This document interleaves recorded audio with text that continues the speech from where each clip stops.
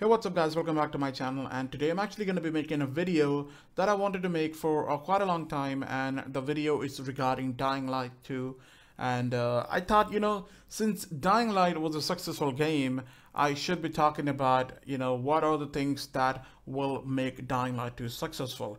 As we know, Dying Light itself had some flaws. Even though the community loved the game, I myself loved the game and I have over 8,000 hours in the game in all the platforms. It simply tells how much I love the game and how much the community loves the game. But as we all know, there are some things that was not loved in the first game, and there are some things that were loved by the community in the game. So, I picked up some of the good stuff from Dying Light, and I thought if that thing gets added in Dying Light 2, Dying Light 2 is definitely going to be the successful game of 2019. I mean, the most successful game, to be honest with you. So let's start with the first thing. The first thing that I feel like that should be really important for Dying Light 2, and that's the storyline itself. Yes, there's one problem with every zombie game, and that's the story. The story is never good in a good zombie game. Dead Island had a pretty weird story, I would say.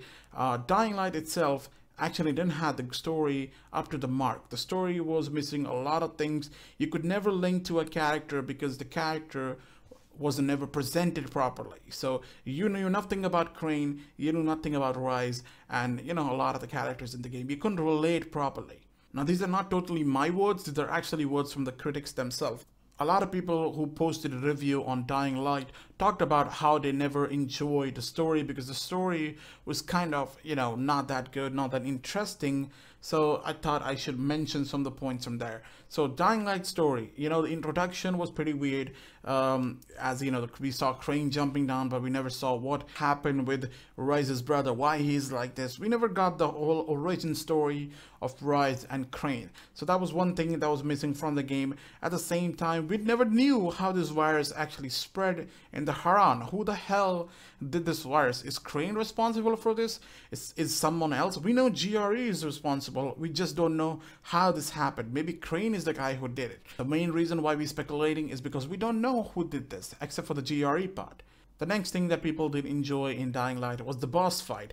It was pretty lame, to be honest with you. All you gotta do is press some buttons on your controller, and there you go, you defeated Rise, the most awaited villain of all time. Like seriously, the whole time you waited to kill Rise, and at the end of the game, all you gotta do is just press one or two buttons and you kill him. It was pretty lame, and Techland realized that, and that's why in Dying Light the following, they come up with a really good story. At the same time, they brought up a really great boss battle between the mother and the Crane itself. Yes, that was interesting. Well done by Techland in Dying Light the following. So they definitely have learned from the mistakes, and they know what to do and what's best for the game. So that's why we know a story will be really important for Dying Light 2. And we know for a fact it's going to be great since Chris Avellone is working with Techland to create Dying Light 2. And when Chris Avellone is working, you're going to get some great quests and you're going to get some great story. So that's just something we know will be great in Dying Light 2. Story is gonna be perfect. The next thing that is really important for Dying Light 2, and that's something that community has loved in Dying Light until date, even after 3 years of the game being released, people still log on to Dying Light just to play that one particular mode, and I'm talking about the PvP mode for Dying Light.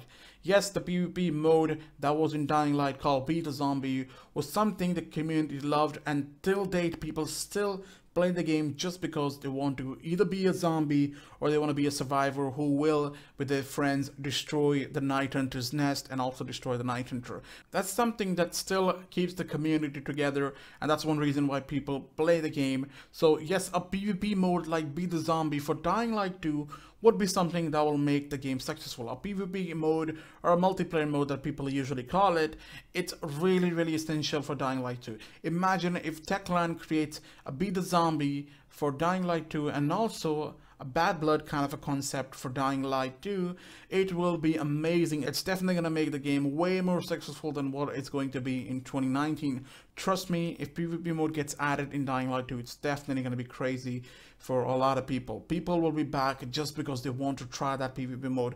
So many people will buy the game just because they want to try that PvP mode. So yes, a PvP mode for Dying Light 2 is really essential. The next thing that I feel like is important for Dying Light 2, just because it has brought success to a lot of different games, and in the past years a lot of games has actually implemented this thing in their game and they have seen a success. And I'm talking about a mod support, or we should say a developer tool support for Dying Light 2. Now if you are on PC, you know PC users got Dying Light developer tools which allowed them to create their own custom maps and also helped mod creators to create mods for Dying Light. But there's a problem to that.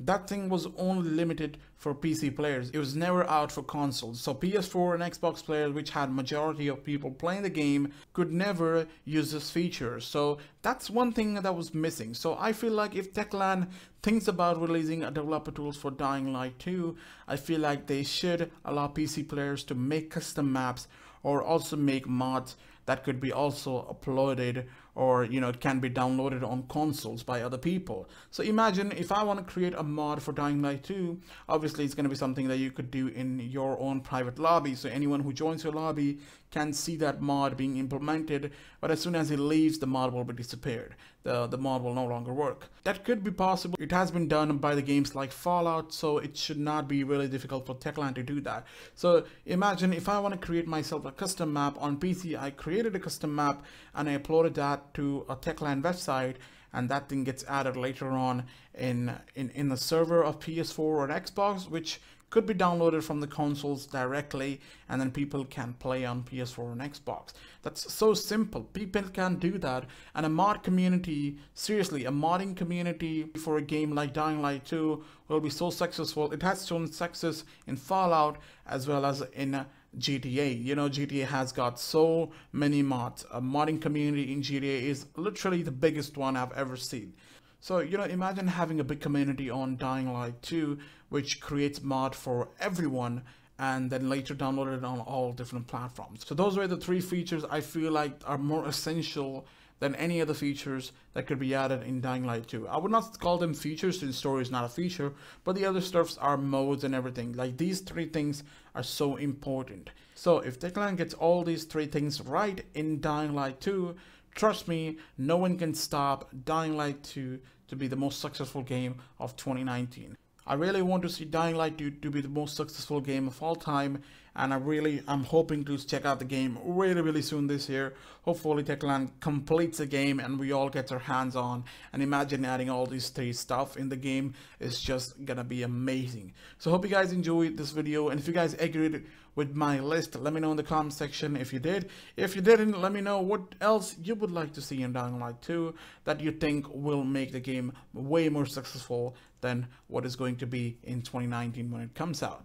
So thank you guys for watching, and I'm gonna see you guys in my next video. Bye bye.